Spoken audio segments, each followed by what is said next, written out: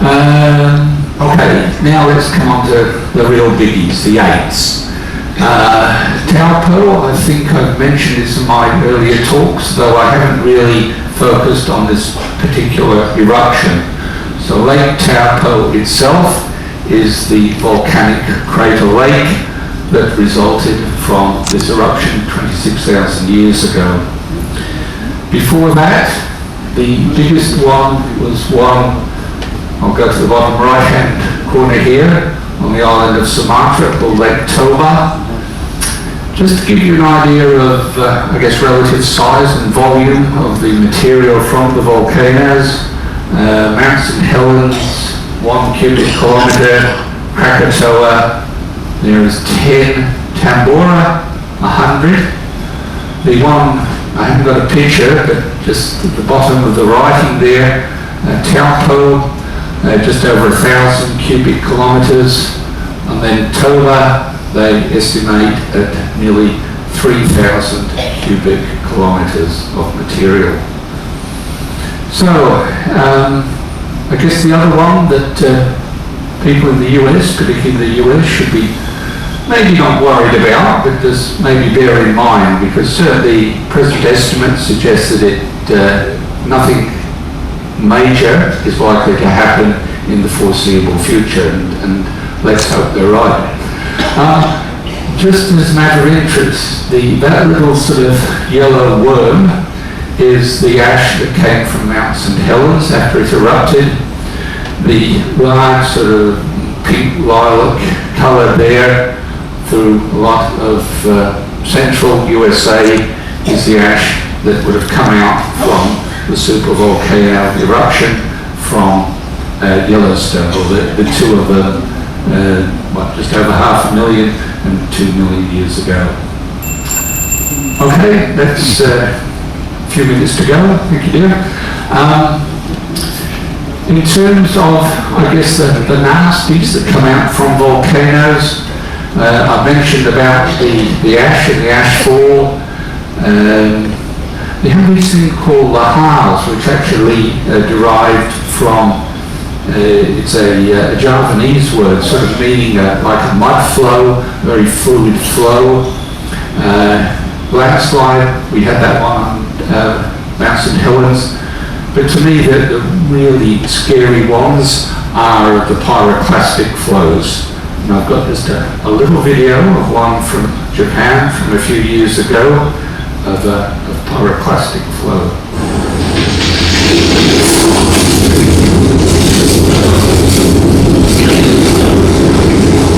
Something triggers a pyroclastic flow about 10 times bigger than all that came before. Within moments, it overwhelms the valley.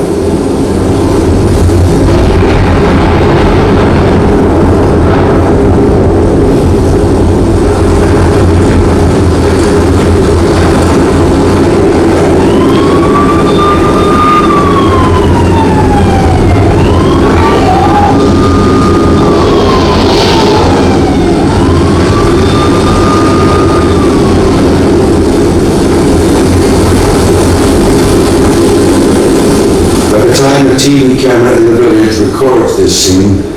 Maurice, Katja, and 41 others are dead.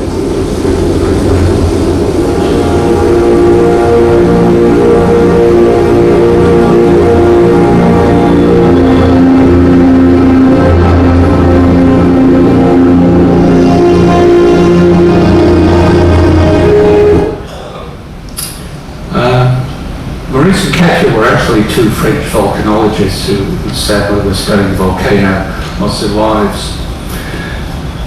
Okay, I'll just finish off by looking at the last few examples of what I call geohazards.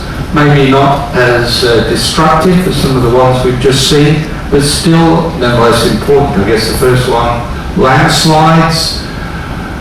We get them throughout the world, different environments, different conditions, usually not too destructive, but still can have, fairly severe impacts on communities and in small areas.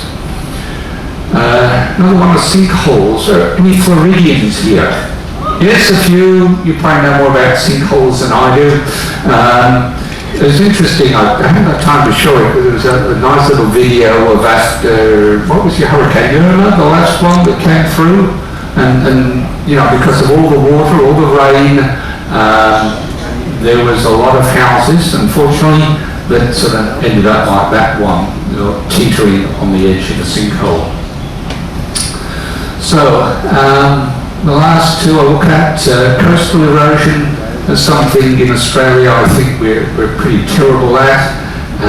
People who build on essentially the back beaches, the back dunes, and then are surprised when the house falls into the sea.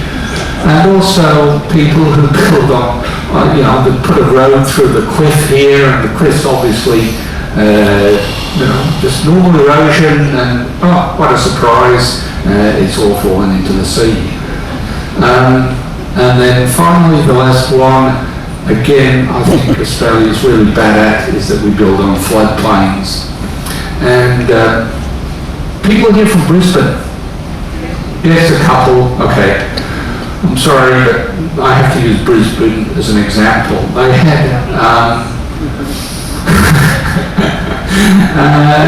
they're known from bad flooding in the 1890s. Going back to the 1890s with bad flooding in Brisbane, they knew where the water level in the Brisbane River came up to, but they ignored it, built houses on the floodplains. So in the floods in the 1970s, oh, surprise, all these houses got flooded. Still, they built on the floodplain, and much to since I've worked in museums, that sign there, don't worry about the little bits of writing, but the 2011 flood, there's a flood line, that's actually outside the Queensland Museum on the South Bank in Brisbane. And then the writing tells you all the places that got flooded in the museum. That is a new museum. Now, why on earth they would build it on the floodplain? Then again, you know, I've been doing a lot today, you know. But I guess that's the point I want to make. That if some of these people who plan things actually look at the geological record, consult with people who may know just a little bit about it, they build things elsewhere. So, anyway, that's the end of the show. They're my conclusions about, you know, what I think is important, how important the geological record is. And look, I'm convinced Sheldon's wrong. And, oh, gee, I didn't mention the Kardashians, but I won't. Anyway, I'm on again for the next 3 days. The next 2 are all about geological.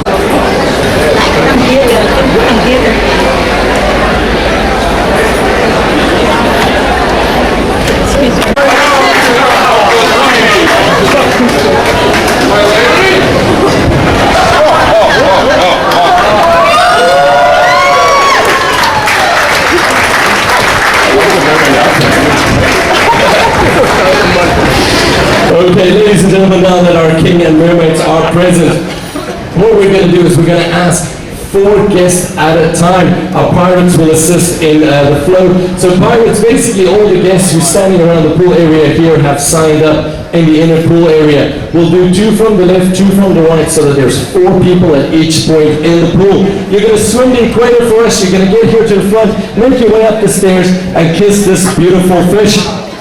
Okay? And please make sure that you smile for the photographer to get that picture. And then, as I mentioned to our participants, your certificates will be sent to your rooms after the event. So, our participants, pirates, please get ready. Let's start swimming the equator.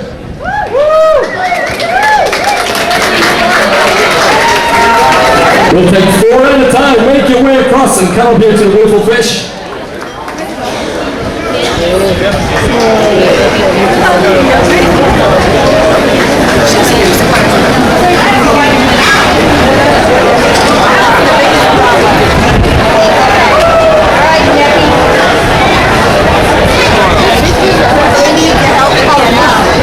Can we get 2 pirates here at the front to help us to sustain the guests out here on this side?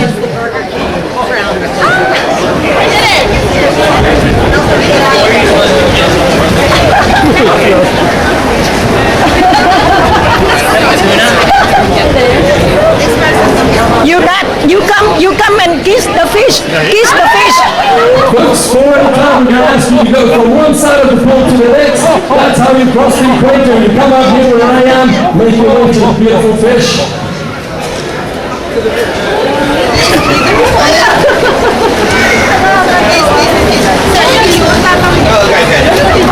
Don't swim around the world, simply swim across the equator. Quay qua không? Vậy. Salty fish.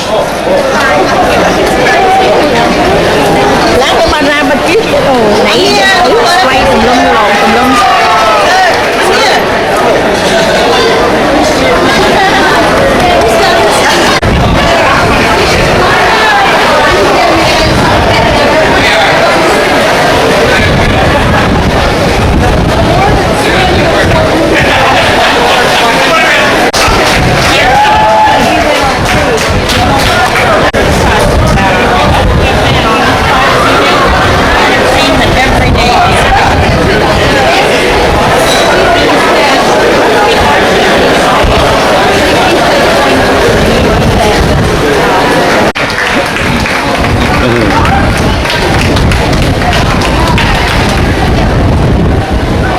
Next up, Thorpe Park West Art Gallery.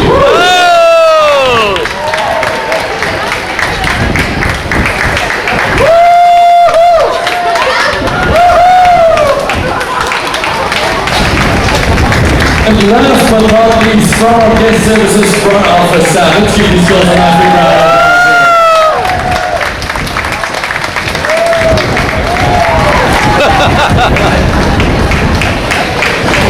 Thanks so much for taking part. Please make sure that all of you line up and take a photo with the fish. And then once all guests and crew are done taking photos with the fish, our King Neptune mermaids and the fish will still be there for a little bit to take photos if you would like. I think we need to get our pirates in here as well. Pirates,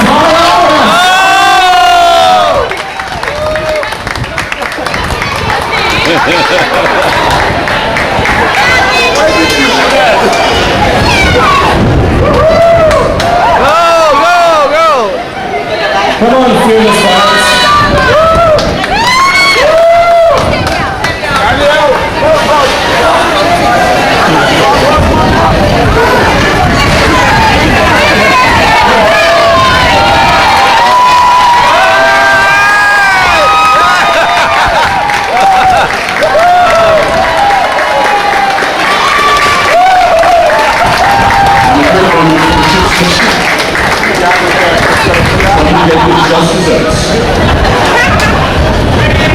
Oh, look at this. Give it up for Jan here!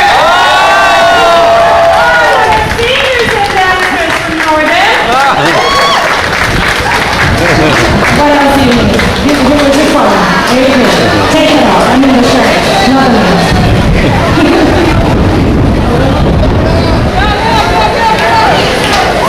Oh, the cry, see the shirt. Shirt.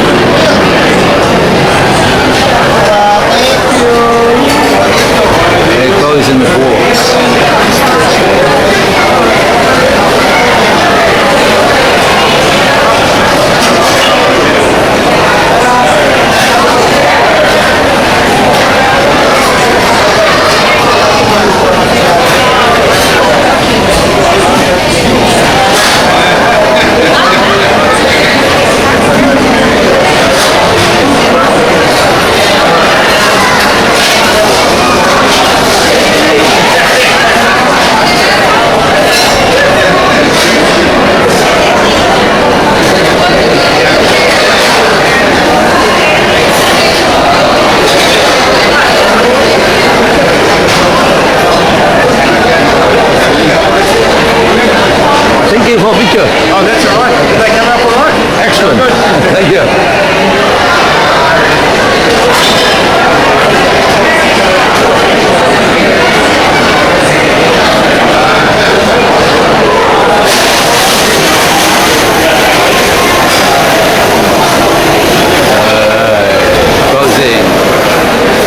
A similar situation as myself. He's also born of Ukrainian parents. We grew up in Ukrainian families. Everything, our church was Ukrainian, our schools were Ukrainian. And when we lived in New York for 15 years, and at one point we decided that it was time for us to move to Ukraine. We had built up a lot of experience, and we saw the challenges that there were in Ukraine. At the time we made our decision, Yanukovych was still president. And we just happened to move to Ukraine right at the time that the Euromaidan revolution was starting. We actually came on the day that the students were beaten up on the Euromaidan. And from that moment forward, we were involved for 3 months in the revolution. You actually trained, I believe, frontline soldiers on first aid for a while. After the Revolution of Dignity, when the war started, when the Russian Federation, the Russian Federation first occupied and illegally annexed Crimea, and then the Russian army came into eastern Ukraine. There was not a very strong Ukrainian military at that time. It had been deconstructed over very many years. So when we wanted to help the soldiers in a humanitarian program, we asked the soldiers what they needed, and they said they didn't have any first aid kits. So I, being a physician, went and asked my colleagues who worked for the military and asked them what do they do. They showed us this improved first aid kit that the U.S. and British military use. And when we brought it into Ukraine and showed it to the soldiers, they didn't know what to do with it. And what we found out was it wasn't the kit, it was the training that was more important. So our organization named Patriot Defense trained 30,000 soldiers, cadets also in military academies, and we were able to give them about 25,000 first aid kits. So you described how those forces and the Ukrainian military had been hollowed out in many ways before that war, and obviously things have changed since.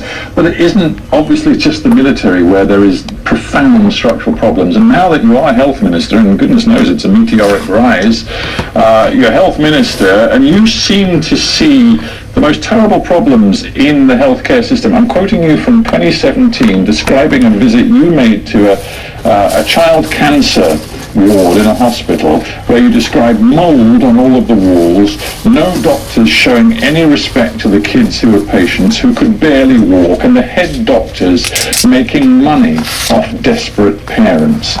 What a terrible indictment of the healthcare system. One of the things that I'm admired for in Ukraine is that I'm honest and I tell the truth and I call things by their names. Most Ukrainians agree that this is the way the healthcare system looks.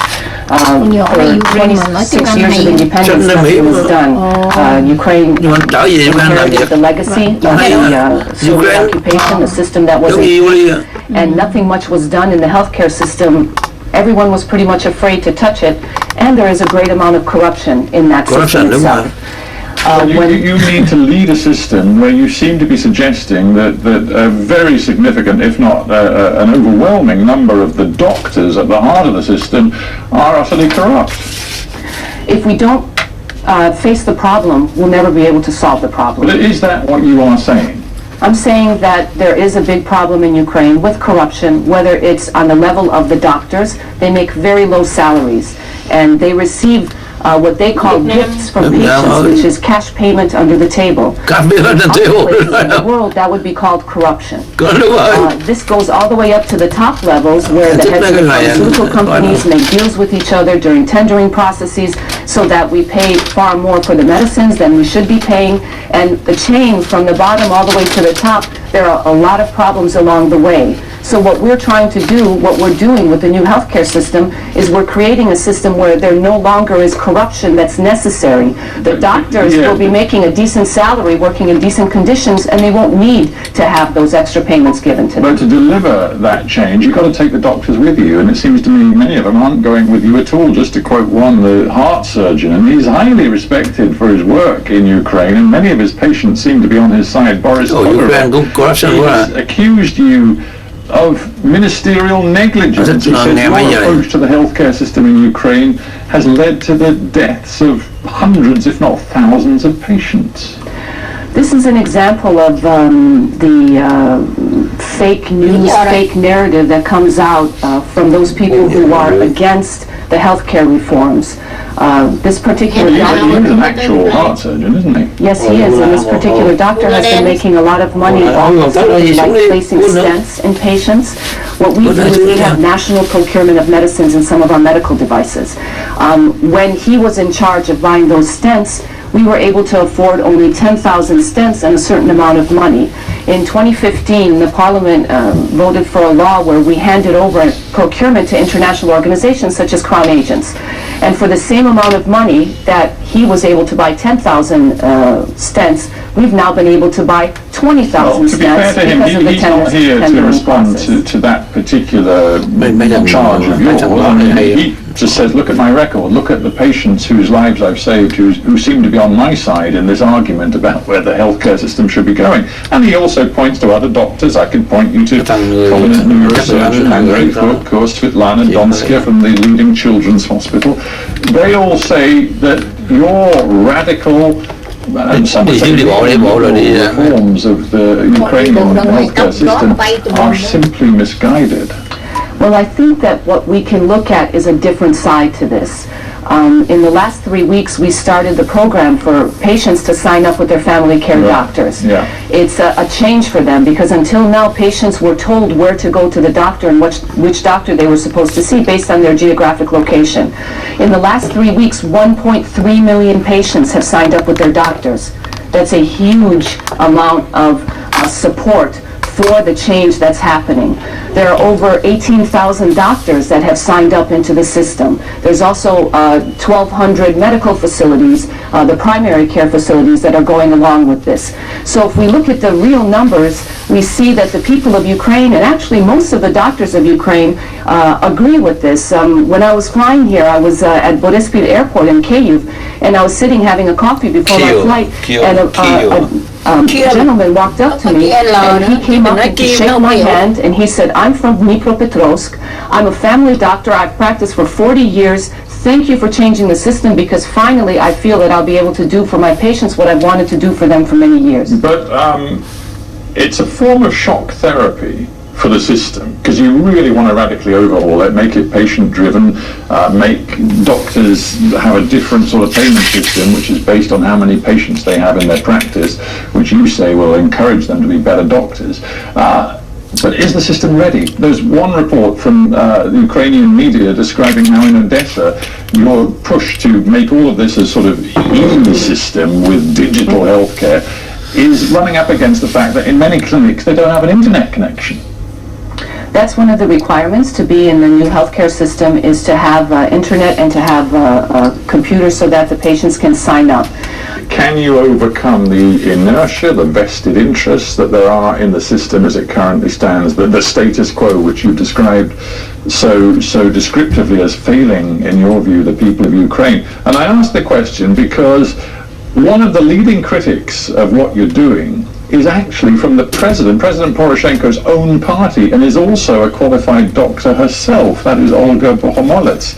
Now, she has said that she thinks your reforms are disastrous. They'll lead to the closure of hospitals, the reduction in the number of doctors, and the, in her words, disappearance of rural medicine. And she's an ally of the President. Let's step back a bit and remember what the history was when the NHS was created in 1948. At that time, there was a disaster in the medical system. People were paying for everything out of pocket. And when Nye Blevis came in and said, we're going to create the NHS, we're going to create a new system where people will have a history lesson about what happened in Britain after the Second World War with the creation of the National Health Service isn't really going to convince people in Ukraine in 2018 that your system and your radical reforms and your shock therapy are suited to their needs. Actually, there is a comparison here because when it was started, he was called Dr. Death. You've been called Dr. Death by, he was called by the Ukrainian healthcare union. He was much more called a recently. medical Fuhrer. The doctors said it would never work. It was the end of the medical system. And 70 years later, the NHS is actually one of the most successful medical systems in the world. It's the same. When there are changes happening, those that are against those changes, because they're comfortable in the system that is. For them, they're making a lot of money.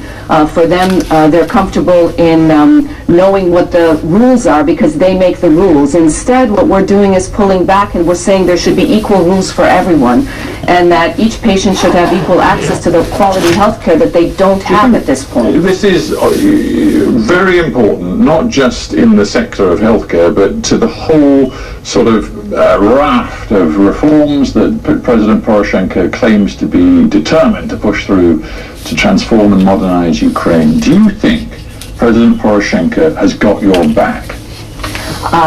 I have the support of both the President and the Prime Minister. It has been from the very beginning. When the law was being passed in Parliament, actually the Parliamentary Committee on Healthcare supported the law. It was, the working group went through the entire law and